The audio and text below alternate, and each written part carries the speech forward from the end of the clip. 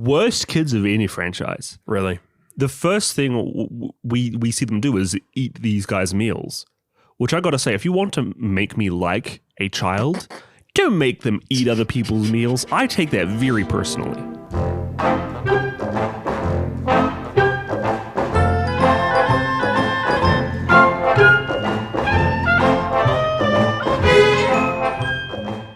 Okay, Jay, so repeat after me. Okay. Zebra, Zebra, Zigra, Zigra, zebra, Zebra, Zigra. Zigra, It's not zebra. Zigra. It's not zebra. It's not zigra. It's not zebra. It's not I was never calling it zebra. Zigra. Zigra. I put my finger to you, sir. I put my finger to the ear pointed Whoa, towards you, where's that finger going? wagging your direction. Because you know well, Micah, that after watching, which me and you watched, on the Arrow Blu-ray Gamera collection, the Gamera versus Zigra disc, Zigra. we watched the US trailer. And without a shadow of a doubt, it was pronounced as Zigra. So you're saying the Americans have never mispronounced anything? Never. Anything before? Never happened. Nope. Never happened. Well, you can keep your wagging finger. Still wagging. You can turn it around to yourself. No, not wagging. Because I'm not having none wagging. of this. Not wagging. I'm not having none of this. Zebra, Zigra. Now that we have that solidified, we've taken it in. We've Yeah. internalized it. Yep. Zigra? Mhm. Yep. Now we can start the show. Everybody, welcome to Podzilla. My name is Micah. I'm here with my favorite brother who pronounces everything correctly. Jasher. Jasher. Hey guys, Jasher Drake. Jasher Drake. Good to be here. Good to be back for another Podzilla episode covering Gamera versus Micah? Zigra. Zigra. Gamera versus Zigra. You've all been waiting for it. This is like the most critically acclaimed. The most critically acclaimed episode. Wow. Movie. Everyone hates Wow. this movie. Everyone hates this movie. I've been dreading it. It's like this and Gamera Super Monster, which we're going to be watching next week. The two bottom of the barrel movies for the Gamera franchise. Sure, I knew this. Yeah. I think I have been offset by the multiple emails and letterbox reviews and fan mails that have come into the show that have been like, hey, I think this is the worst movie. Because we have had a few of those. Yeah, it's very interesting how disliked majority of the Gamera Showa era movies are. There's some people out there that don't even watch the Showa era movies and just watch the Heisei era movies, which we'll get to. Yeah. Which is super interesting to me because I've enjoyed all of these Gamera movies for the most part. I've had a good time with them. I mean, we like kaiju movies. I've found something to like in each of them so far, but it's just interesting to see that some of them are just despised completely. And we've said in the past, even when we go through a little bout of movies like this, even if they're not the greatest movies, even if we don't like the movies, we still enjoy the experience of watching a movie. Yeah. I will say, there was a moment in Zigra, and we'll get to it, Yep. where Gamera just made his little screams, his little kaiju roars, maybe 3 or 4 times in a row. And it finally cracked me. And I was like, wow, I hate Gamera's voice. I hate Gamera. What are we doing? 7 Gamera movies in. Was it a mistake? But before we get into news, Micah, we will look back on this Showa Gamera series fondly. yeah, we will. Yeah? Yeah. When we've forgotten all the aches and growing pains. Yeah. Yep. I like Showa era Gamera so far. With 2 of the 2 worst ones to talk about. Great. So far. Great. I was going to ask you, before we get to news, what have you been watching recently? We never really do this on this show, but... Oh, Jason, let me pull up my letterbox, which is inevitably not going to be up to date. Well, I was going to say, like, cat's out of the bag. You and Ismail, our guest from last episode, you guys recorded another episode of your Edgar Wright podcast today. So Yes. Your letterbox is now full of Podzilla movies and Edgar Wright movies. Yep. Here are my 3 facets of movie watching at the moment. 1, Podzilla, all monster movies. 2, it's this titled but unknown to the public. Yeah. Edgar Wright podcast Yes. with Eastman, Get ready for the name. which is so good. Yeah. My third avenue is when you drag me along to the cinemas. You never watch movies by yourself? I don't. You just binge random animes. I have so many other things in my life I want to do. I'm a big reader. I'm a big gamer. I've been playing some mean games. 100% Steam achievement achiever. No. The game I clicked on your Steam profile last no. night, and the first thing that pops up is Micah Drake's 100% showcase, and there's like a million games in there. I'm proud of my 100% games. But I like it. Dude, this past week, I have played and finished a game called Lorelei and the Laser Eyes. Yeah. Fantastic puzzle game. Absolutely adore it. There are like 5 achievements that I haven't gotten in that. They're for like getting high scores in mini games and for like speed running the game. You're not going to do them? And I looked at it and I'm like, you know what? Past the Micah of 2 years ago would have grinded for days on end to get these. You would have ground. I would have ground for days. Yeah. Ground for days. You're grinding. The Micah of the present, I've had my fill. Well, you're a new man. I'm not hungry anymore. I enjoyed this game. I've appreciated it. Mm-hmm. Now I'm going to put it down. I'm going to put my knife and fork on the plate. I'm going to wipe my mouth with my serviette, and I'm going to leave it at that. Wow. Tip your hat to the waiter. That's right. I may even tip them in general. Whoa. Because the game is that good. Highly recommend if you like puzzle games. Wow. You're right, though. I proud of haven't you. watched anything. No, you're watching. recently. You're watching, and you're doing a lot. The reason I ask you is because I wanted to quickly talk about a movie I watched last night.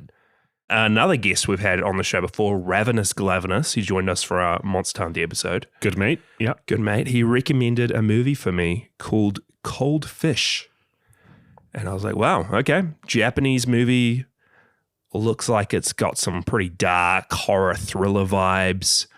And it's full on, man. Like a full on, really. Like a full-on adventure? Full on, like dark, effed up movie. Ooh. But it was really, really good. It's like about cycles of violence and how power corrupts and how like if you start doing the wrong thing, it slowly eats away at you and consumes your whole life almost. I really enjoyed it.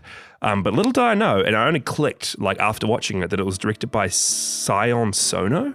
Sono? I've heard that name before. Who directed Love and Peace, the Christmas kaiju turtle that movie makes so much sense. that we did an episode on. I remember doing a bit of research into his other movies back when we did Love and Peace, and I'm like, why did the dude who has made some of the most messed up movies I've ever read about done this movie about like turtles and Christmas and J-pop bands? Yeah, and it was the last thing that I expected was like looking up who made this. I was like, which twisted, disgusting individual made this movie? And I was like, oh, this guy did the really cute, fun-loving musical turtle movie. I've heard some of his movies are quite. I really enjoyed Goldfish. It was good. I want to check out some of his other stuff, but I don't know how deep I want to get down the Sion Sono rabbit hole. I'm scared. I'm a bit scared. Yeah, he seems like the type of director to do that. His movies seem like the type of movies that you would see at a festival and to be like, I never wanted to see that again. Good movie. Appreciated the experience. Like good movie. Objectively good. Subjectively, really don't want to watch it again. Never recommending this to anyone in my whole life. But Rav, thank you for recommending it to me. I did appreciate it, bud. It was a good movie. Check out Cold Fish if you're up for it. And check out Love and Peace. Check out our Love and Peace Christmas episode, which I think is our least listened to episode of all time. And we sing a Christmas carol at the end of it. It might be the most underrated episode we've ever recorded. Underrated Podzilla episode. But yeah, Micah, over to you. megaNEWSlon. Enough about us. You don't want to hear about us. You guys want to hear about kaiju news. Guys, there's not much kaiju news. The one big piece of kaiju news this week is that Ultraman Rising has just released on Netflix. This is the one which tonally feels incredibly different from any other Ultraman piece of media I've heard of so far. It feels like it's much more geared towards like a family children's style film. It almost seems like it has the same feel of like Into the Spider-Verse and those movies. Yeah. I thought that it was just going to be like a shoo-in by the team, like, Average get Netflix the family movie out there. Yeah. It's going to be a fine adaptation. Apparently it's quite good. Apparently it's got like inside out levels of heart and soul in the movie. Yeah. So may we have to check it out sometime soon. Yeah, I swear you've said it a million times, but I still was under the impression it was a TV show. But it just clicked that it's a movie. It's like a feature film. Yeah, we should check it out. We should drop a little bonus episode if you guys are interested in us covering Ultraman. But Mikey, you're wrong. You're slipping at your megaNEWSlon. I'm taking off your megaNEWSlon cap and jacket, and I'm. Oh yeah, there's one more. There's piece two of more news. bits of news. There's heaps. The kaiju community's thriving. What are you talking about? You're sipping on your coffee saying, "Oh, Ultraman's out." It's actually a chai latte. But yes, we have the new director announced for the next Godzilla X Kong 2. the next MonsterVerse Godzilla movie. Yeah. We still don't know if it's going to be King Kong focused. It might not even Next MonsterVerse have movie. King Kong. Next MonsterVerse movie. And that director is... Grant Sputor. Never heard of him in my life. He directed a sci-fi movie for Netflix called I Am Mother. Oh, no, I have heard of him. I watched that movie. Did you? I never realized you saw that. Yeah, it was a fun movie. Yeah, a little indie sci-fi movie that I actually really enjoyed. He hasn't done much since then, but I saw a lot of uproar online being like, why are they hiring this no-name director? No. Guys, Yeah. that's the best type of person Exactly. to helm one of these films. Exactly. That's how we got Gareth Edwards, right? Yeah, Godzilla was Gareth Edwards' first big movie after Monsters, which was a little indie sci-fi film, kind of like I Am Mother is for this guy. And again, like Adam Wingard was doing smaller indie projects before he made his entries.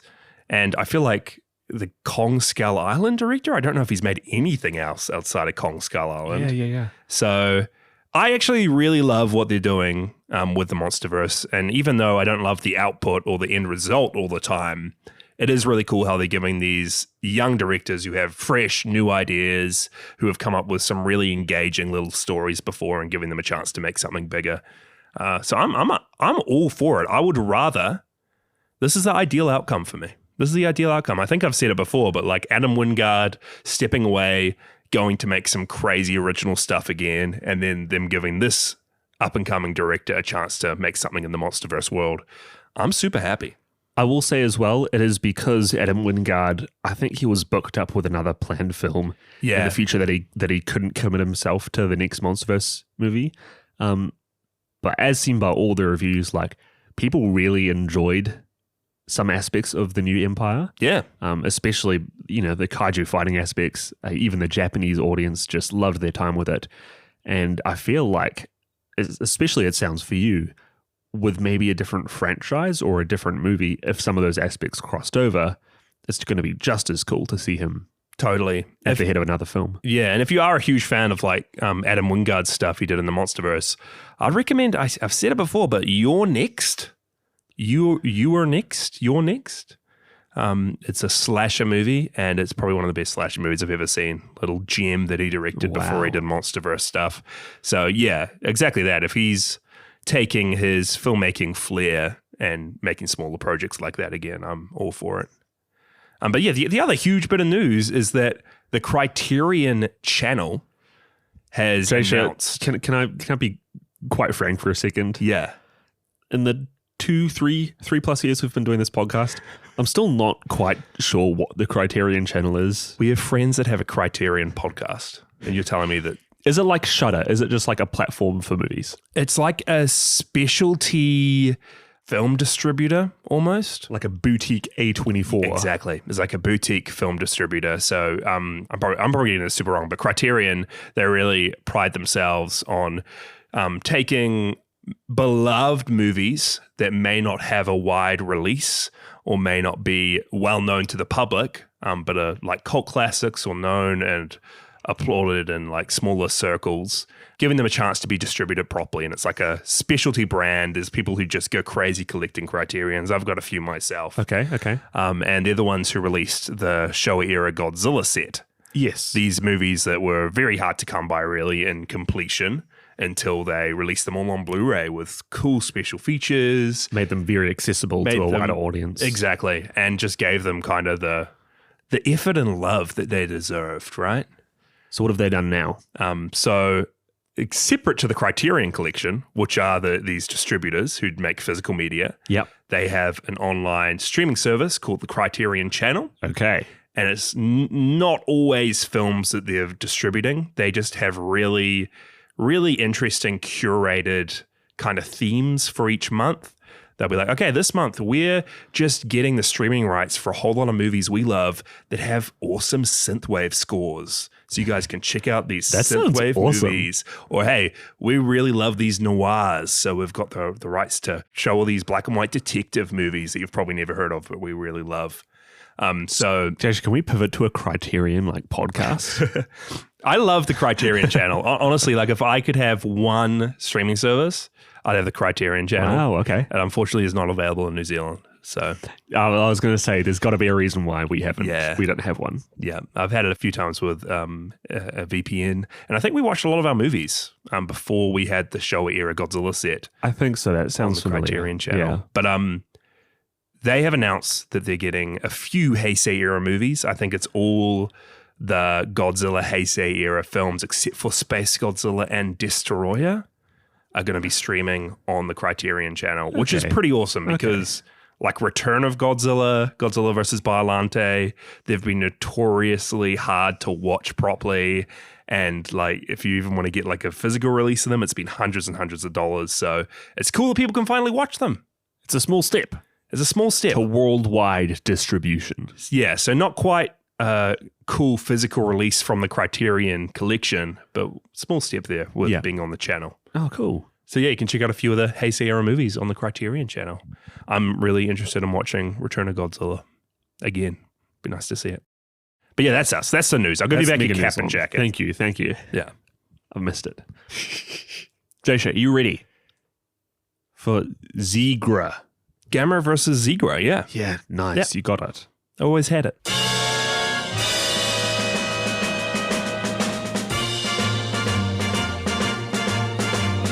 When children Helen and Ken follow two marine biologists, Dr. Tom Wallace and Dr. Yosuke Ishikawa, out on a boat into the middle of the sea, they are abducted, with their ship transported aboard the spaceship of the monster Zigra. With Zigra being both a giant shark-like monster, as well as a space woman with the power to hypnotize people, Zigra lays out his plan to conquer the Earth and help prevent the Earth's oceans from suffering the same fate as those on his home planet. With both the marine biologists being hypnotized, it's up to the two children to try and escape the clutches of Zigra, the space woman, not the monster. With Zigra chasing down the two children around the famed Sea World park, known for its orcas Jumbo and Chappie, the rest of the workers at SeaWorld have to try and help Gamera, friend to all children, as he goes up against the giant fish, not space woman, Zigra.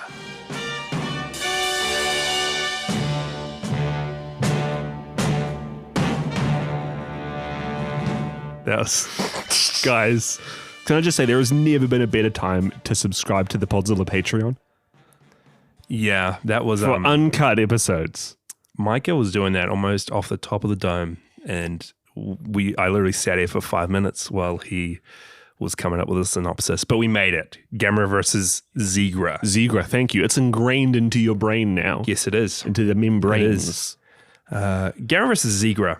Yes. Jaysha, tell me why this plot actually seems quite simple.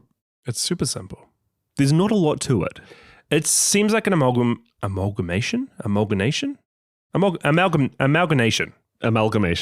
It seems like an amalgamation, Micah, of all the previous Gamera movies. This is like the third or fourth film where children get abducted into a spaceship. We got aliens again. We got a spaceship again. We got a space woman wearing tights once again. We have two children who are progressively getting way worse at acting and way more void of any characteristics or personality. Yep. I feel like we were on a good run with the first few Gamera films. We had Gamera. Yeah. Great origin story about a turtle that's been trapped in the ice. Good job. What was the second one? Barugon. Yes. Who was like a spiritual guardian of the caves of that island. What was the third one?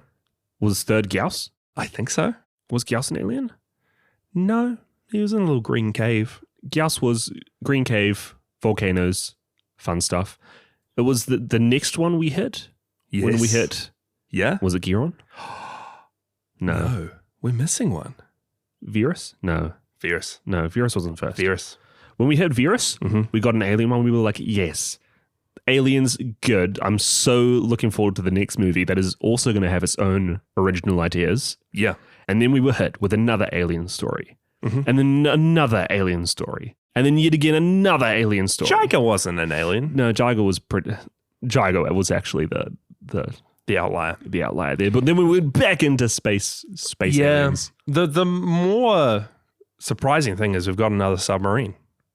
Pretty much. Like a yellow submarine. They're the two constants on my little bingo card for Gamera. Yeah. Is yellow submarines and two children getting abducted into a spaceship. Yeah. And this one as does... well as Gamera dying, but we'll get to that. Yeah, as well as Gamera just getting completely owned. But this one does do what Jiga did and tell quite a like fully formed story or have a message or a theme behind it, this time being a very environmental theme, very environmentally friendly, love the world that we're on. It was a very anti-pollution message to this one. It was almost, it felt very akin to Godzilla versus Hedorah. Yeah. In that aspect.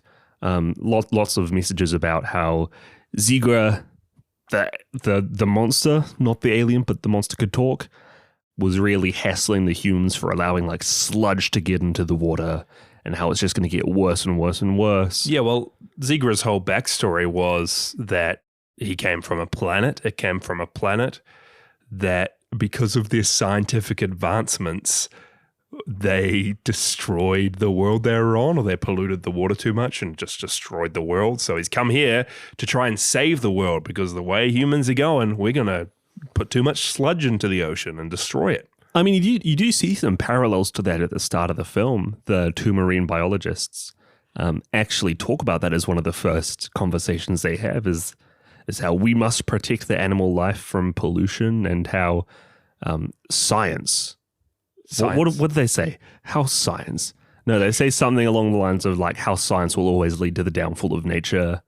Is this when they're watching a literal UFO land in the water? Slightly before that. And then the first thing they say is, oh, we need to check if the seals are okay. We need to check if the dolphins are all right. Dude, are you hassling them for caring about their sea life? They're not even like, there's a UFO in the water. We need to... They're used to it by now. They're like, let's go all the way out to the UFO and let's save those seals and dolphins. This first scene is really interesting as well because we get introduced to these two guys and we're like, hey, protags, nice to meet you. And we get this funny conversation about how they're just really looking forward to eating the meals that their wives prepared for them. Yeah. One of them made their husband, freshly squeezed fruit juice. Yep. The other made him a nice cheese sandwich. They get to their boat, they can't find it because these two darn children, Helen and Ken, so help me God. Great names. Helen and Ken. Kenichi. But Ken. These kids, Mike. Favorite kids of the franchise?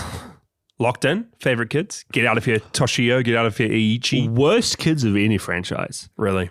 The first thing we see them do is eat these guys' meals. Which I got to say, if you want to make me like a child, don't make them eat other people's meals. I take that very personally. Okay. I'm making note of that.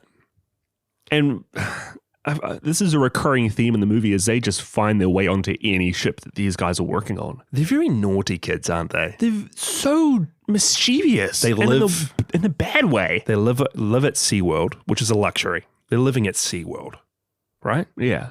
Taking it for granted. They're taking it for granted. They get told they have to go to do their studies. And then what do their mothers find when they come back to check on their kids? Just a pile of clothes and their kid's gone. And they've run out onto the boat to be with their dads. Later on, they run off onto the submarine as it's going up against Zigra. For no good reason. No. Every second, if you're watching these kids in the background, they're like playing with something or about to open up a latch they shouldn't open up or about to press a button they're not supposed to press. I'm with you. The Helen was cute. I don't like the name. I can't imagine a little girl called Helen. In this day and age. We've talked in the past about how these kids have gotten less and less. They've had a less and less personality. Yeah. As the movies have gone on. I can't tell you a single factoid about these kids? They live at Sea World. They love fun. They love getting up to naughty, mischievous stuff. They live at a place. Okay, they live in a place and they're naughty. I'll tell you what's unique about them. There's a real undercurrent in this movie. There's a battle of the sexes going on, Micah. That's what this movie brings to the table. That's what these two kids bring to the table. They have some great dialogue. Like Helen when she says, "Cool, I love Gamera." And then Ken turns to her face, spits at her, and says, "Girls always overdoing it." And there's another time. Gamera to go around, Helen. Yeah, another time, Helen's like, "Boys, no use at all." It's back and forth between these two the whole movie, just one-upping each other, who's better, boys or girls. So as you can all hear, real undercurrents of sexism all the way throughout this movie. For both sexes. So you're saying that what this movie does to differentiate it from the rest is they pit these children against each other. Yeah, they do. They're at each other's throats throughout this movie. And it's, I just thought it was really unique. These two, they cannot act. And I mean, can we talk about how they look down? Yeah, in every scene they're in, they don't look at each other. Like, first off, it's impressive any child actor's acting. Like, awesome. I could not have done that when I was a kid. They were good for the most part, but during a lot of their scenes, when they're talking to one another, when they're jabbing at each other, when they're being chased by space alien Zigra, and when they're like talking, they never look each other in the eye. They're looking to each other's feet. Why do you think this is? Do you think they're reading like scripts, or do you think they're like their real life mothers are there, like thumbs up, being like, "Good job, Ken"? They have to really concentrate to remember their lines. They can't do that looking at each other. None of the other kids in this franchise have been like this. But these two might be the youngest as well. I'd say they would be. Yeah. Yeah. I don't know. They do a lot of physicality in the movie, which was pretty fun. Like you were saying, the space woman is chasing them around SeaWorld, and they're doing some Scooby-Doo shenanigans, running in and out of doors, throwing teddy bears at her, hiding behind fish tanks, which was fun. I like those sequences. We hadn't seen much of that goofing around in Gamera movies up to this point, which I thought was fun with them. But sure. For the most part, they're just a bit obnoxious. Okay. Jace, can I talk about something I really liked in this movie? Please. You're really struggling to say anything. No, I just remembered the Zigra, the space alien. Okay, I think you're getting very confused here. There is one Zigra. It is this weird metallic fish-looking dude. Yes. He is in a spaceship. And when he's in the spaceship... Called Zigra Star Spaceship. Yeah, Zigra's in his Zigra Star Spaceship. When he is mounted in the spaceship, his head is protruding from the roof of it. The interior roof. You saw it. It's like a Veggie Twins when we were little. It's like a Veggie Twins scenario. Yes, exactly. So there's one Zigra. He is Zigra. He is in a Zigra Star, whatever. I know you really want to cut that out and have a clean cut and not talk about the Veggie Twins story. Veggie Twins all you want. Guys, I'm going to interject. There is this local veggie store that we went to a few times when we were kids. And one of the hallmarks of this place is when you went in, it was like a big warehouse type of space. Yeah. On the far wall, up near the top, near the roof, near the ceiling, there was this giant mounted cow's head that looked like a hunter had plaqued it and stuck it on the wall. Yeah, I don't think there was just a cow either. There were bananas, there were veggies with faces smiling. I think some of them were holding like maracas or a little guitar here or there. Which would have been fine. They were just huge and slightly off-putting. But this cow head?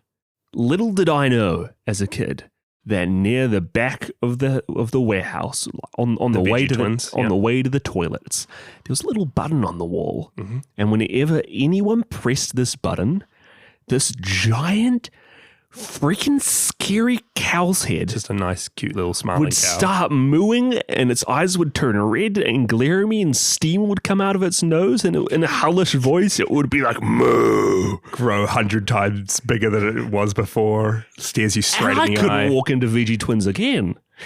I still get scarred to this day. Yeah. So, I mean, Zigra is a real veggie twin situation. I was waiting for someone to go to the bathroom and press that button on the wall. For Zigra. And for Zigra to grow 1,000 times larger, like he does in this movie. Checkmate. Yeah. So, yeah, if this will help you understand it better, it's a veggie twin situation, right? He is mounted to the roof of his own spaceship. When his spaceship is destroyed, he is free. And because of our water here on Earth, it makes him water pressure. Yeah. The water pressure. He grows to kaiju size. So that's Zigra. I don't know how that makes sense, Jasha. Zigra's ability is he can hypnotize people, humans. So movie starts off, real cool miniature setup of like a space station on the moon with a little moon buggy with Zigra's gumball looking UFO thing. He hypnotizes an astronaut, and then she becomes his pawn for the rest of the movie. And she's going around hypnotizing people on Zigra's behalf. She is not Zigra. She is Chicago. That's her human name. Chicago. Yep. She's also referred to as X1 for some reason. I don't know. That's what it says on the Wikipedias. But she's referred to as Zigra in this movie. I think us humans in our folly, we're like, oh, she's part of the Zigra race. She's a Zigrian. She's a Zigrian. She's just one of us. Okay. What do you think of Zigra? Jasha, wait. Monster or alien? Can we talk about alien? I'm gonna let you figure that one out. Jasha. What do you think about Zigra manga? In the past, we have had a few iterations now of space aliens. Virus. Space woman aliens. Okay, you're talking about the woman. Okay, yeah. A few of them have been fine. The ones in the last movie? Giron? In Giron? With their orange outfits and tights and the cannibals? They've been hell-bent on eating brains. Yeah, which is a weird thing for people to do. Yeah. Who would do that? Weird. In Virus, we've had some more. We've had our space guys jump in 0G, decapitating themselves and letting out their octopus heads. Yep. What does Chicago do this whole movie? She's not an alien. No, she's a human. She's hypnotized Jasha, but she is hell-bent this whole movie on just running around and being finagled and these kids just dodging her at every move. It is a funny situation. She's the clumsiest alien I've ever seen. Well, it is funny because she's like, hey, Zigra, do you want me to just kill all these humans? And Zigra's like, no, we want to eat the humans. We can't kill the humans, but I give you permission to kill these two little kids. So she's just hell-bent on killing these kids. And the way she does it is using her hypnosis. And at first I thought she was hypnotizing people, getting them to join her and go after the kids. But she finds someone, hypnotizes them, steals their clothes, steals a woman's bikini. She comes up to this group of girls in bikinis near the beach. And the next scene we see her in a bikini. I'm led to believe that she's just leaving naked people wherever she goes. Bikinis off them, left them there, and then she's like, "Oh, I'm done with the bikini. There's another woman in a nice dress. We need a bikini inspector on the scene. We need a bikini inspector, which which is a reference to one of our Patreon episodes that no one's going to get, Micah. No one's going to. But it was very fitting. Look.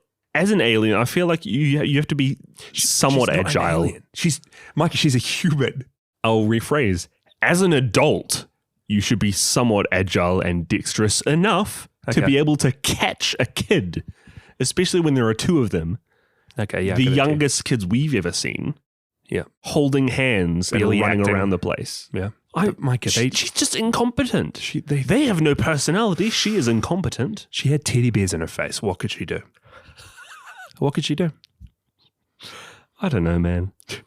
I don't know. What do you think about Zigra, the real alien? The spaceship? The real. Yeah, okay. The alien. Zigra's all right. I do love the idea because Zigra is a giant space fish. Like a swordfish looking. Specifically, the designers tried to make him look like a goblin shark. I don't know if you've seen these sharks with a weird protrusion from their head. This is my favorite type of shark. I did a report on goblin sharks. Did you seriously? Cool. Yeah. I do know these ones. I love these guys. They're creepy as. And I can totally see how Zigra was meant to resemble that with his big spike, his little chompers. And I mean, for the majority of the movie, he's this little puppet that's swimming around the ocean, trying to flap around on the surface. Just like the Grinch, his heart grows 10 sizes in the water because of the water pressure. He becomes giant. I really like the idea of a fully aquatic creature that Gamera has to face. It was cool to have an underwater fight. Yeah. Gamera's getting cut up. His blood's like morphing with the water. It looks real cool. Dynamic. Yeah. And we've had Virus in the past. The squid octopus monster, which has had legs and has been able to walk on land. So I thought it was going to be real fun to see a fully underwater creature fight for this movie. Yes. But alas, he's able to go on land. Hate vertical Zigra. I hate it. Vertical Zigra is my sleep paralysis demon. He grows legs. It looks like his whole head becomes this one piece almost mantle that's just I don't know how to describe it. This real weird skinny dude. It's weird. With a big head on him and feet and legs. Why do they do it? I hate him. I hate him. Guys, the fully underwater monster was right there. And like some of the underwater fight scenes are real cool. You have when you have just this fully underwater puppet, you're able to do a lot with him. Like you saw in some of those scenes where he's spinning upside down and attacking Gamera's shell. It's like you have a fully aerial fight. Yeah. But it's just aesthetically different.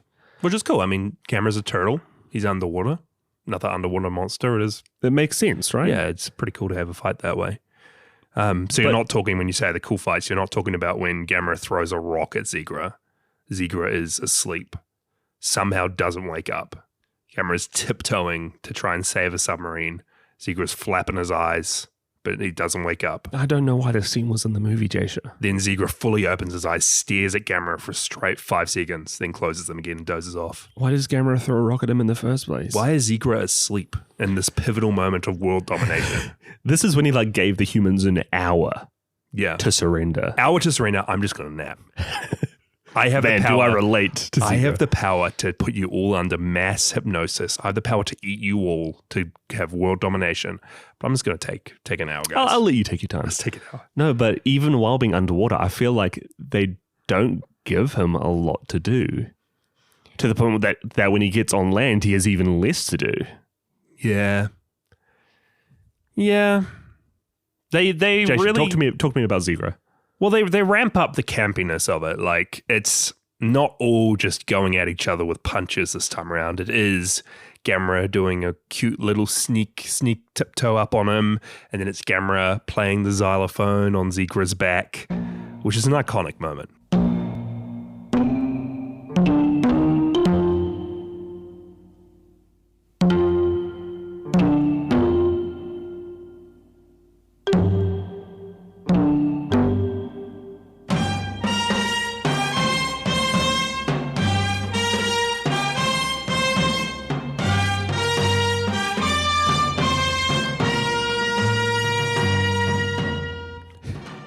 It's a GIF-worthy moment. It is. Sure. And a lot of Gamera dancing and singing and saying, hey, come on, and like motioning for Zigra to come up on him.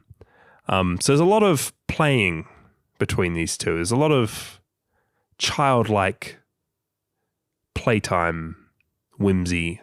It felt, out of all of them, the most like child-friendly Gamera movie. Of just Gamera being fun and cute and a few fights and really young kids just goofing around. Gamera is not in this.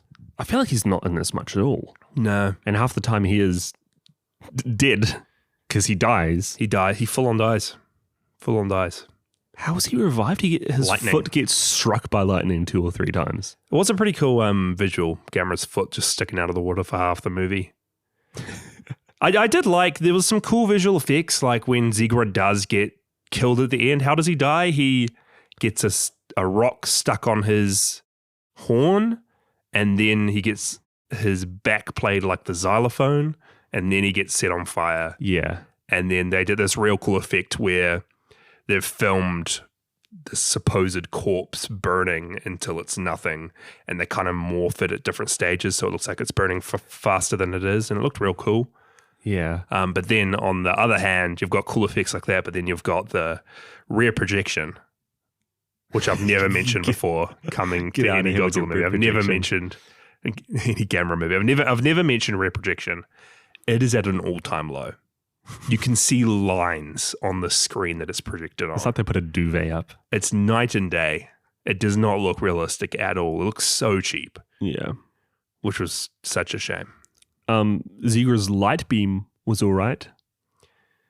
It didn't really do much, but it's worth mentioning, I guess. The animals were cool. The orcas. Oh, guys, SeaWorld is great. SeaWorld is great, man. Now I'm going to hazard a guess here. Yeah. In Zigra, yes, we saw the World Expo at the forefront of the movie because they had a little collaboration with them and were able to showcase it. Did they do the same with SeaWorld in this movie? Yeah, so they had this Gamera movie had Daiei had a agreement with SeaWorld that they could film at their park and kind of showcase the park. So we do get a lot of scenes of orcas getting their teeth brushed and seals doing a whole routine. Racing each other. Seal show? Micah. Favorite part of the movie. How do seals do it, man? Man, I don't know. These animals? Seals and dolphins and clapping? Orcas? Oh my. The one who won the race knew to go up to the gold place medal. He was so happy as well he won that race. I don't know how they do it. Are seals smarter than me? Probably. Seals, man. I need to watch more seal stuff. Guys, if you have any seal media, yes, please send it my way. Send it on through. Should we go to some trivia? Yeah, please. Then we can wrap it up. So huge story when it comes to this movie. Are you ready? Yeah. Shortly after this film, Gamera vs. Zigra, was completed, Daiei, the production company, the creators of Gamera, went completely bankrupt. Oh, shoot. And as a result of them going bankrupt, the film wasn't distributed by Daiei. It was distributed by another company called Dainichi Ihai.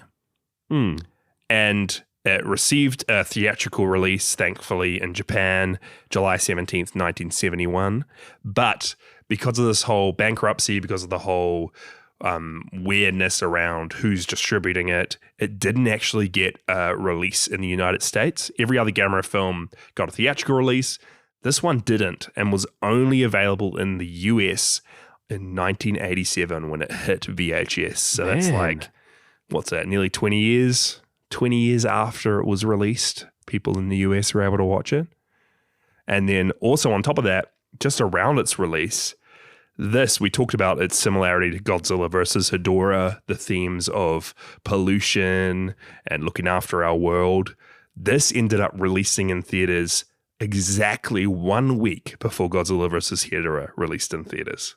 A week before? Yeah, just before it, which fun. is crazy that we've had both these films with such similar themes, monsters that are specifically attacking us because of what we've done to our world. Yeah. I wonder, because in the past, a lot of these Gamera films that have had themes have been because they've been such prevalent topics at the time. Yeah. I wonder if at the time that this came around, like pollution just was a big hot topic. Hot topic in Japan. Yeah, totally. But yeah, that's what I got for this movie, but just super interesting. So I'm really curious at what Gamera Super Monster is going to be like next week if Daiei, after this one, went bankrupt. And after I've heard so much about Gamera Super Monster just being a clip show. I want to know if there's a single new monster in the next one. I'm very curious. Yeah. But anyway, should we take this thing home? Did you want to kind of give us some final notes, thoughts? Jasha, I feel like out of all the Gamera films so far, this one just retreads so much ground that we've already stepped on before. Being like the third movie that has children being abducted by aliens and having to escape aliens. I don't know, it's something I loved about it, but we've already had like a few underwater aquatic fights and underwater based monsters, and having one that is supposed to be like fully underwater and then them still not sticking to that fully. I don't know. It's just very weird thinking about this movie and like as its own movie, there's just not a lot to it that's very original, you know? Yeah. And then even being like a Gamera film, it feels like Gamera is barely in it. And when he is, he's upside down, dead out of the picture, like he has been, again, in a few of the previous films. Yeah. It definitely feels like this is the point where Daiei started to get a bit of Gamera burnout. Yeah. Formulaic nature of the series. Very, very formulaic. And I feel like, and again, hearkening it back to Godzilla, because I feel like he's a good person to compare it to. While Godzilla feels like he has much more of a limited power set, like he can't fly, he doesn't often go underwater. You're still able to spice up the formula and introduce so many more new elements, like they do, especially in the Showa series. Whereas Gamera, they've just retread the same ground again and again and again. Yeah. Look, I'm saying it now. If I were hypnotized and I had to steal people's clothes, I'd probably only be leaving like 1.5 naked bodies behind. Really? Just doing your underwear as well? Only for one of them. I'm leaving the underwear on the other one. 1.5? Yeah. Oh boy, Micah. Yeah, I get that. It not only did it feel formulaic, it just felt very geared towards kids. Like there were literal moments in this when they're talking about like magnitude, the magnitude of an earthquake, the alien woman's right. Sorry, she's not an alien. She's not a hypnotized woman. Zigra's face is right there. And yet the dad's taking 5 minutes to turn to his kid and be like, well, okay, this is what magnitude means. And he goes like super in depth explaining what an earthquake is. And When you're like 60 kilometers away from the epicenter of the earthquake. And Zigra and that woman, they're just waiting. They're just waiting for him to explain this to his kid. So it seemed very like educational almost at times. But I did like some of the goofiness of it. There were a few jokes. I think Helen says at one point, hey, my dad has a special ability. He can fart while he eats. Which is pretty funny. Her dad can fart while he eats. Wow. That's pretty impressive. There was that whole subplot, this whole like 30 minutes this movie devotes to where the last remaining catch of fish is going to be delivered. Is it going to go to Sea World or is it going to go to the hotel that really needs it? This is a good part of the movie. Yeah. In fact, he might be my favorite character, is the yellow Sea shirt, World, yellow the shirt Sea World dude. worker. Yeah. Yeah. Just doing his job. Yeah. He has a huge argument with this hotel executive. Goes on forever. Riveting stuff. This is really what it was geared towards children for. Yeah. And then my last little note here is that Godzilla -1 get lost because Zigra destroyed Ginza. Ginza first. He did it first. Ginza was gone in this movie. Jasha, when is this movie set? In the 70s. Jasha, when was -1 set? Guess you're right. Checkmate. Guess you're right. Godzilla Zigra did do it first. You're not even going to give this one to Zigra. Zigra can't have anything. No, he can't. I had an all right time with this. Again, there's some fun moments, but it's getting very tiresome. This exactly what we were saying, the formulaic nature of it all. They're really not injecting the franchise with anything new. It doesn't even feel like they're trying. I mean, the third movie with a submarine plotline. Yeah, it's weird. It's just it's really weird how they thought it was a good idea to do it once again. And the special effects are just getting worse. I feel like they really peaked with, the third movie, Gauss? And then they've just been slowly declining from there, which has been super unfortunate. So I'm tossing up. I'll probably give, if I had to get myself some clothes, I'd be seeing 2 people in bikinis. And I'll be like, hey, I don't really usually wear bikinis. So I'll be seeing 2 people not wearing bikinis, but what's the male equivalent of a bikini? A Speedos? Speedo. I'm seeing 2 Speedo wearing men, and I'll be taking those Speedos. 2. I feel sorry for those guys. 2 out of 5. You only needed to disguise and wear one of them, but you just took the other for the heck of it. Yeah. Yep. Wow, Jasha. 2 out of 5. Yeah. So let's hold on to our butts for Super Monster next week. Jasha, what did everybody else have to say about Gamera versus Zigra? Yeah, let's go to our reviews, our messages from our listeners. So if you guys want, you can send in your thoughts on a movie or just a question for the both of us or just any mail or letters or anything really to podzillapod@gmail.com and we'll read it out on the show. Every week we read out emails we've got or reviews that have been tagged to Podzilla on Letterboxd. And we have an email here from Sir Bruce. Sir Bruce says, after being pleasantly surprised by Gamera vs. Zigra, I was looking forward to what was next. And I was honestly disappointed by seeing yet another unoriginal alien invasion plot like we've already seen before with both Gamera and Godzilla. But at least there wasn't a clip show of recycled footage, or at least there wasn't any in the Mystery Science Theater 3000 version that I watched. But the plot just feels like something I've already seen before several times. Overall, I give Gamera vs. Zigra 2 women that had their clothes stolen out of 5. So Bruce is on the same wavelength. We have an email here from Mothra Fanboy who says, I have returned for another Gamera review. This time it's Gamera vs. Zigra. This film is good. What more could you want? You got a giant shark talking, a kaiju xylophone, 2 4-year-olds wanting juice, and lots more. Zigra is pretty epic, and Gamera is too. And thank goodness, no elephant trunks this time. However, I have to compare it to the great Gamera vs. Gyaos and Gamera vs. Virus.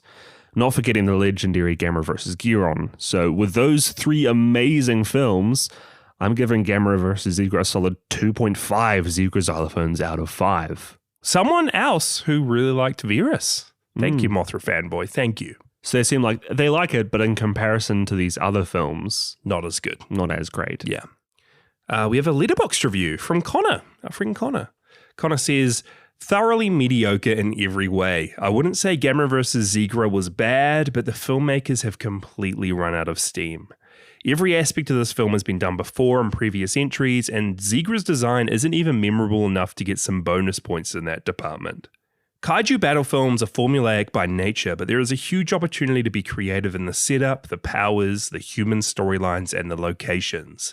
Gamera vs. Zigra once again has 2 children shouting, Gamera! Repeatedly, an alien spaceship causing trouble, and Gamera being incapacitated for a while before he makes a miraculous recovery. Once again, he also realistically should have lost this fight. And when you add in the random scenes of captive orcas in Sea World, which adds nothing to the film and is definitely just an advertisement, you really start to lose me. Considering how much I enjoyed the last film, it is a shame that this entry was so boring. And as much as it pains me to say, I'm glad the Showa era is almost over. Gamera definitely needs a break, and hopefully he comes back refreshed and exciting again. I'm dreading the next film because I've heard that it is almost entirely just a clip show, so don't be surprised if I come back next week saying I watched it on 2 times speed. And Connor gave it 2.5 out of 5, Gamera vs. Zigra. Zigra. Do we need to watch the next movie? We need to watch watch 2 times speed. No. We have to sit through it. We need to, if anyone has to do it, it's us. We need the unfiltered raw content. Yeah. We just have one more email here that's not a review for the movie, but pretty much just a question from Mike J. Mike says, hey gents, was wondering if you ever considered covering the Italian colorized cut of Godzilla by Luigi Cozzi. Cozzi? This is the Godzilla from 1977.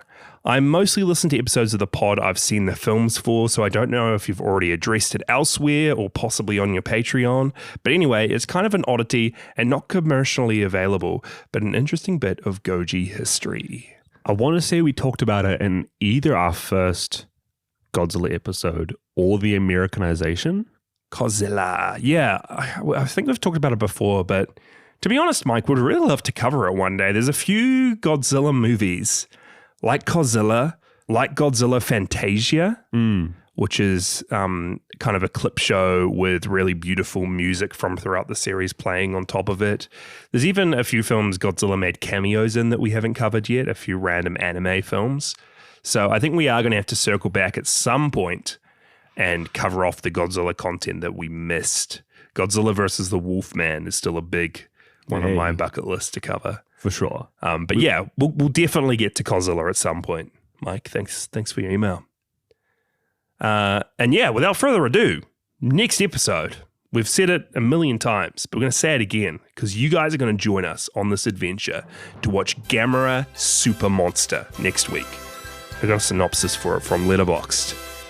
A titanic struggle for supremacy as Starship Xenon invades the planet Earth. As a massive alien craft heads to Earth to do evil, 3 good and powerful superwomen befriend a young boy who has a special connection to Gamera. The alien Xenon launches a battery of familiar foes against Gamera, who might just have to give the ultimate sacrifice to defeat the alien invader. I remember this. I remember when we were thinking about the art for this season of the pod.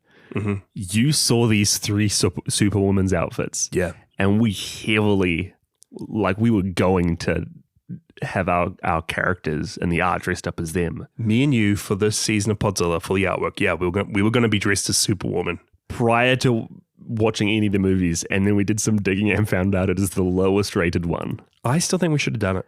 Maybe we should have. We should have. Us as Superwoman, can you imagine? Oh, we'd need a third, though. Yeah, who would be the third? I don't know. Who's the flip? There's no one else up here on the Chandler Maru other than us right now. Other than us. I don't know what happened to Ismail. Who knows? I don't know. Who knows? I don't know. But yeah. Anyway, guys, thanks for listening to the show. We'll be back next week with Gamera Super Monster. But until then, you can check out our Patreon, patreon.com/Podzilla for exclusive episodes that aren't available on the main feed. We've covered all of King Kong. We've done another few random newer movies like Nope, like Dungeons & Dragons Honor Among Thieves. We're currently going through a whole lot of Godzilla graphic novels, so there's a whole lot of cool stuff there if you'd be up to checking it out. And yeah, we really appreciate it if you just wanted to review the show as well on Apple Podcasts or Spotify or wherever you're listening to us. Really helps people find out about Podzilla. Really appreciate it. Anyway, Marco, back to these seals. Seals. Did you see what these seals were doing? I don't know how they balance balls on their noses. I think the clapping does it for me. Just they know just to clap, just to smile, to wait for the crowd, to get the applause that they're after.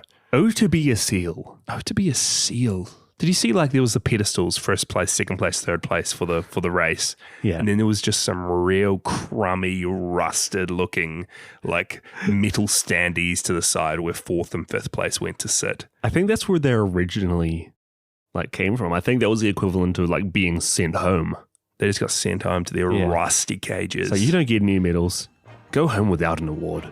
And you don't deserve it. The seal in first place is clapping away, barking for the crowd. These two just heads down on their rusty little metal pedestals. Rusty little rinky-dink pedestals. Why do SeaWorlds exist?